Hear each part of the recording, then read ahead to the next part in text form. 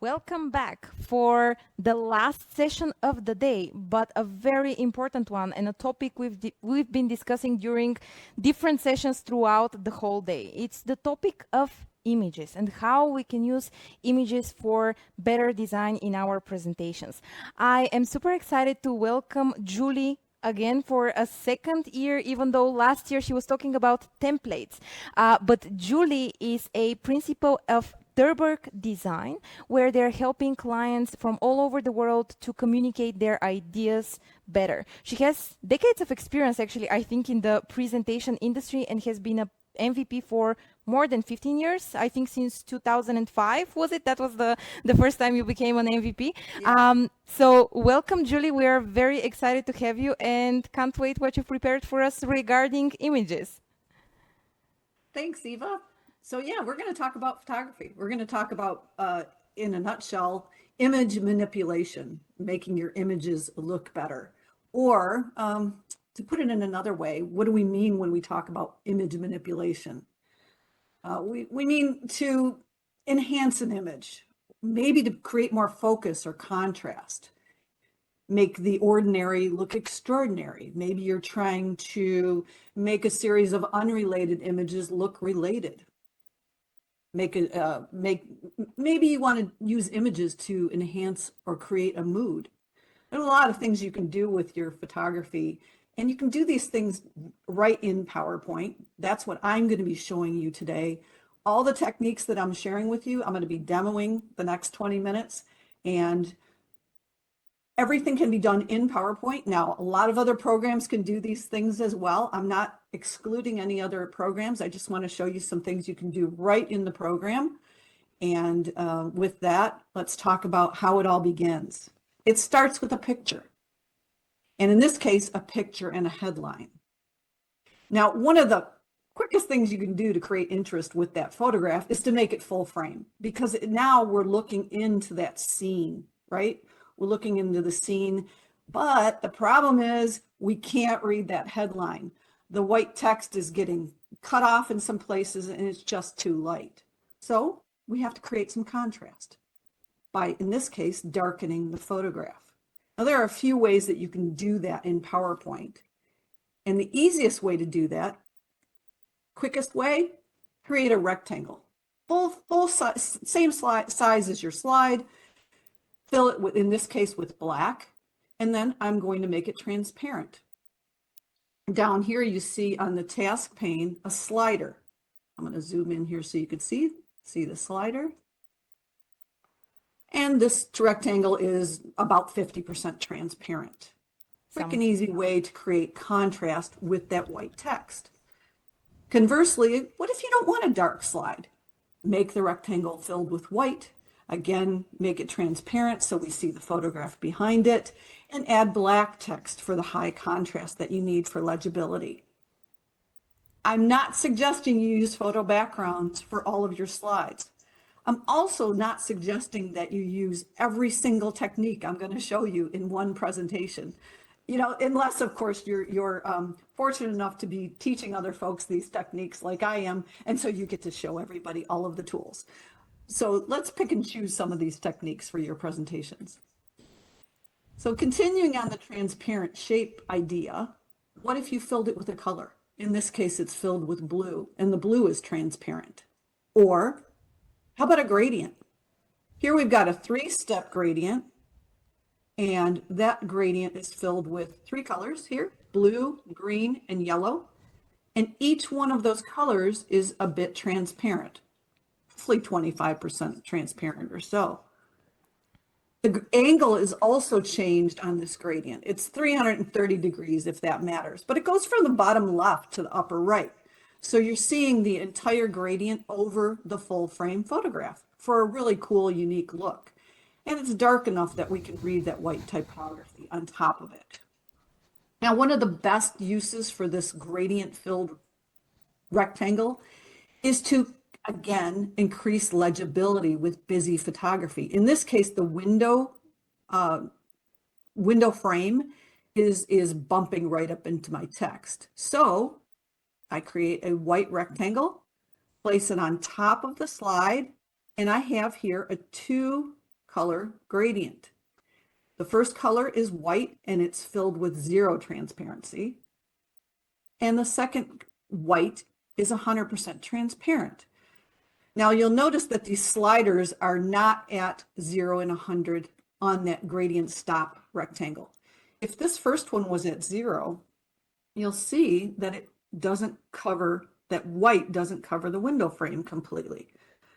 You can play with things like sliding it over.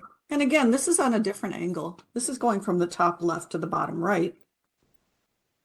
If this transparent white was all the way on the right-hand side, all the way at the end, it makes the photograph too light. So you can play with sliding these back and forth on the gradient slider. It depends on your photograph. It depends on the colors you're using. It depends on the typography, but you can play with the positions of those transparency sliders and the transparency levels. So that's one technique. Another technique I want to show you, let's look at this grid of full color images.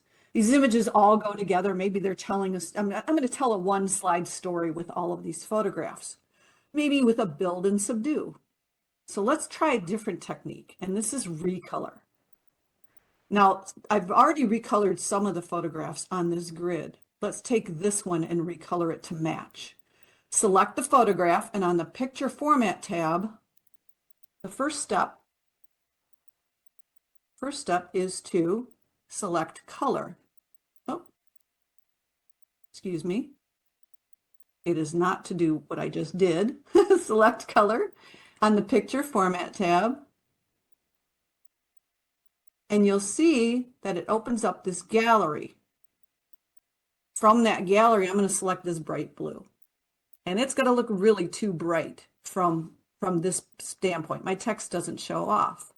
So let's go back up to the Picture Tools Format tab and choose a transparency level. Your pictures can be transparent. And this really works great on a black background because it makes them further recede, allowing the typography to show up on the top. So now we have one full color image with a label, and all of our other photographs have been recolored and made transparent so they sit back. Building on that same idea, here's 3 images, they are related. Maybe I want to use these as an accent somewhere on a slide. You see all the people in their hands using the devices, but they're not the same, obviously haven't been shot by the same photographer. Let's try using recolor on each one of those. So each image has been recolored, but they're quite bright. I don't want to make them any darker. I really don't want to make them transparent, but you can enhance that color a bit by combining it with the transparent filled rectangle to add more color to each one of those photographs. And now they sit back a little bit further, darker. They're not completely dark. They are filled with color, but you can add typography on them if you choose. Just another look to consider. So this was done in a similar fashion. This photograph in the background is recolored and made transparent, but there's a duplicate full color image cropped on the top. How was that done? I'm going to show you. This is done by creating a duplicate of your background image. Now, this background image is sitting in the exact same place and size and position as the full frame image. And then you draw a circle around the area that you want to focus on, in this case, the barista. Select the background image, then select your circle. And my friend Mike Parkinson describes this as a cookie cutter, and I think that is the best reference ever. So thank you, Mike, for that description. So we're going to use the circle to cut out what we want to keep. On the Shape Format tab now, over here on the left side is Merge Shapes. You're going to select Merge Shapes and then scroll down to Intersect. Intersect will immediately punch that cookie out of the duplicate photograph, allowing you to go back to this full frame image, choose recolor, let's make it orange, choose this orange accent color. How about some transparency to make it sit back a little bit more, make it recede, make it look more like a coffee color perhaps. And now we can enhance this picture that's sitting on top, the full color image, by using some of the correction tools directly in PowerPoint. First of all, I want to add a soft effect, a soft edge. On the Picture Effects tab, you can change it to a soft edge. Let's use maybe a 10 for that soft edge. And you can go in and you can enhance. Maybe I want to make it a little bit more saturated. Maybe I want to make it a little bit brighter. You can play with a few of these tools directly in PowerPoint. Simple image enhancements so that you get something that looks a little bit more like the original. So now you've created focused, you've created something a little bit more interesting to look at with the soft edge, and these cool wobbly outlines that are surrounding our photograph. Those are simply gradient outline circles, and using PowerPoint's sketched line technique. This is sketched style. Down here, a sketch style was applied to that outline to make it look more wobbly and hand-drawn. So a couple of very simple techniques that you can do to create more interest with your images. Let's build on that whole masking and cropping idea with this image of a knot. Now, I love the image. I really don't want to use the pink background. There's a quick way to get rid of it in PowerPoint. Select the picture, and on the Picture Format tab, you can remove the background. Now, if you haven't used this in a long time, it really has gotten better. Select Remove Background, and you see it starts to change the background to this hot pink or purple. Using the tools, mark areas to keep, mark areas to remove, I'm going to zoom in and show you that you can scribble in here and define more areas that you want PowerPoint to keep with your photograph. And you'll have to massage this a little bit in some cases to get some of those details. But once you click away, it will crop out the image, allowing you to do cool techniques like this, putting your automatic, your images sitting up off the background. You can do cool things with animation, bring the typography in from behind it. So that's just another technique, remove background. And it even works on pictures like this portrait. You can do things like cropping out this person from the background, that blue background, duplicating the portrait, and using those techniques I showed you earlier, Recolor and Picture Transparency, to do this cool repeat effect. Each one of these has been recolored to a different color, set to a different size and crop. So think about the ways that you can use some of the techniques and combine them together to create some really cool, new, interesting ideas. Now, this photograph, I was looking for, I wanted to bring in the term adventure and somehow talk about there's adventure around the corner. So I was looking for a mountain, and this really got me thinking about I want to bring in adventure from around the corner. Well, the best way to do that is to create another one of those cookie cutter masks, and you can do those with any photograph, and you can also do them with all different types of masks. In this case, I'm going to create my duplicate. Remember, duplicate your photograph, make sure it's in the exact same position as your original. And now I'm going to use a freeform shape to describe an area of the photograph that I want to keep, because I want the text to animate from behind the mountain. So I'm going to quickly, describe this shape, and you can go in and you can zoom in and you can right click and use edit points to further define that mountainside. But for now, let's save time, and I will bring in the mask that I already drew and bring it to the front so you can see there's my mask. Select the duplicate image. See, it's still a copy of the background. Then select the mask, the cookie cutter. Now on the Shape Format tab, once again, merge shapes, intersect, and now I have a copy of the mountain sitting right on top. No one knows it's a copy, no one knows it's there, but doing that enables me to do some really cool things with animating text.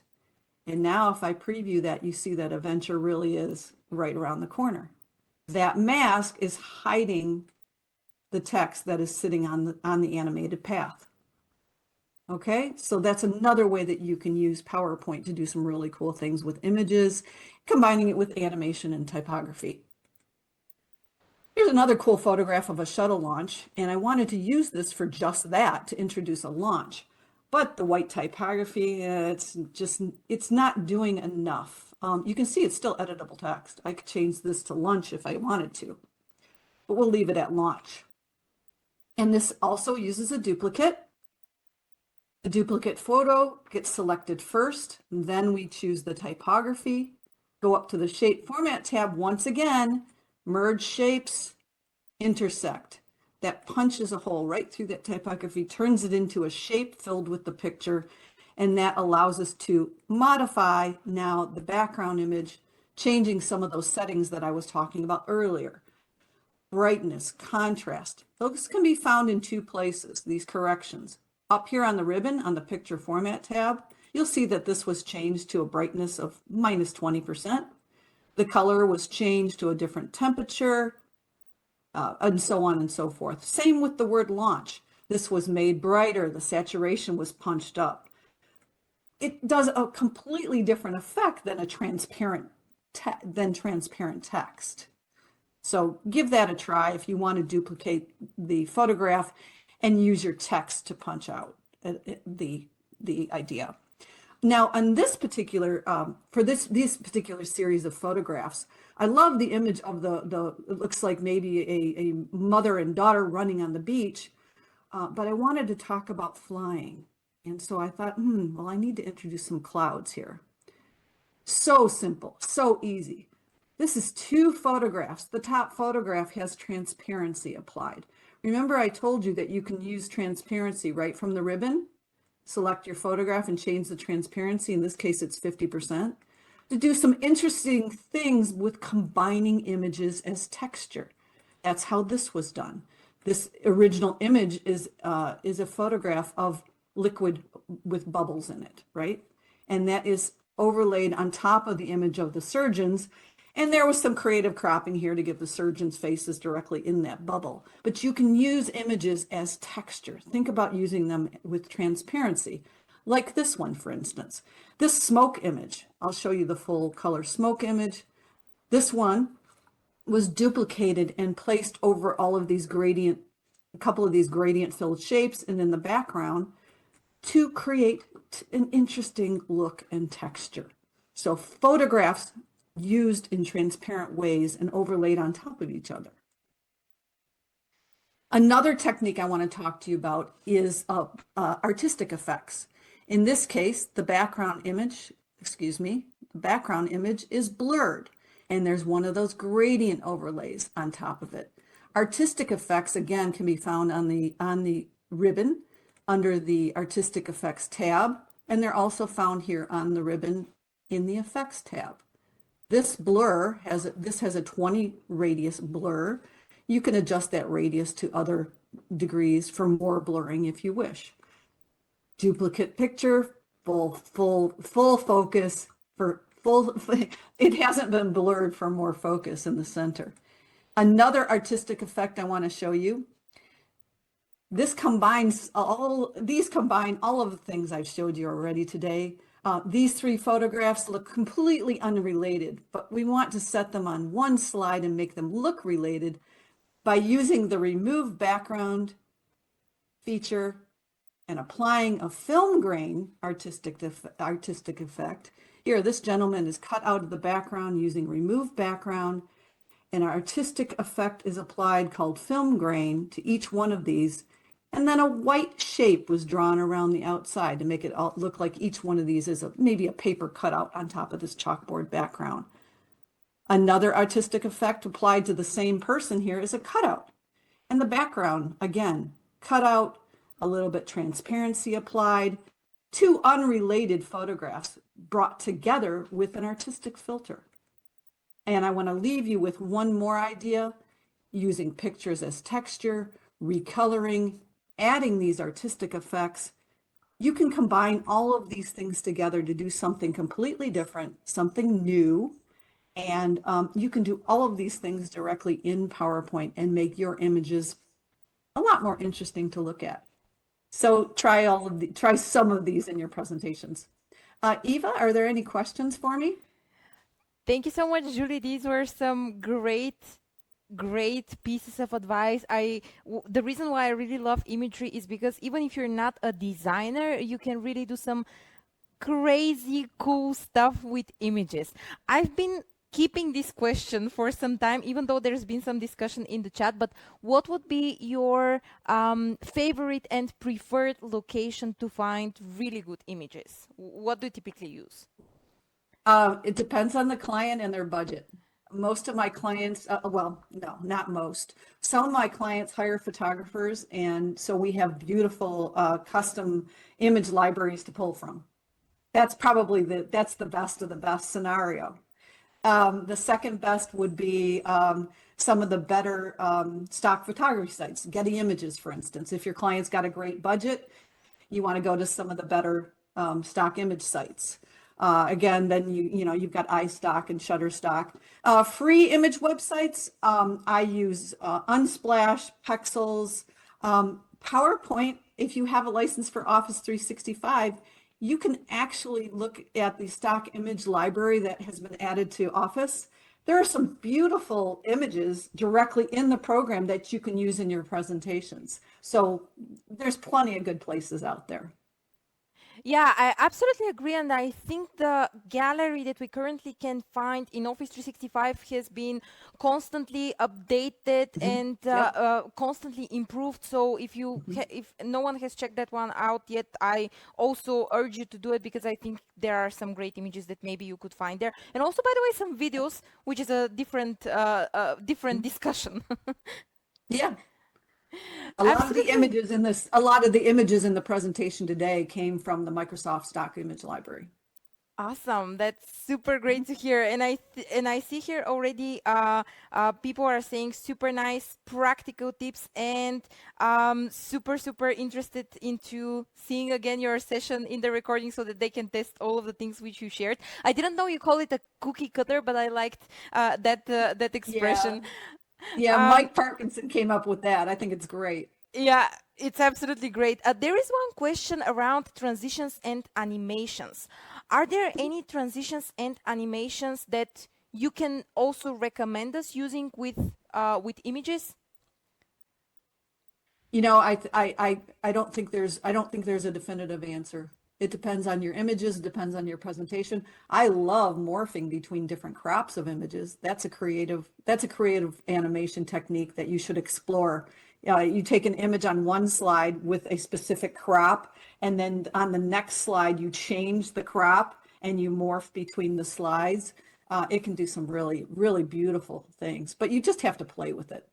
Yeah, absolutely. I definitely agree. Maybe the transition morph, which is not really new anymore. I think it's been up for the past 6 or 7 years. So most of you, if you're using the Office 365 version of PowerPoint, you can go and check the transition morph because you can do also some great things with images there. By the way, there is a comment, Julie, around something that we discussed before the session.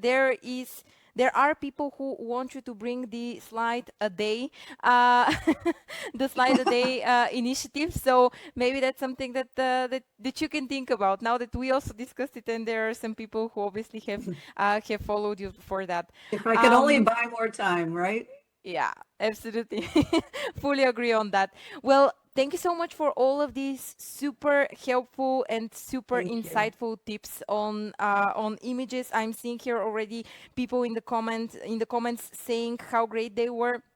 Make sure you are also rating and voting for the session in the Menti tab on your right. It should be on your right. So right next to the Q&A section, make sure you do that because that's important, not just for us as organizers, it's important also for our speakers. Thanks a lot, Julie, again for being with us, and we will see you again soon. Thanks, Eva.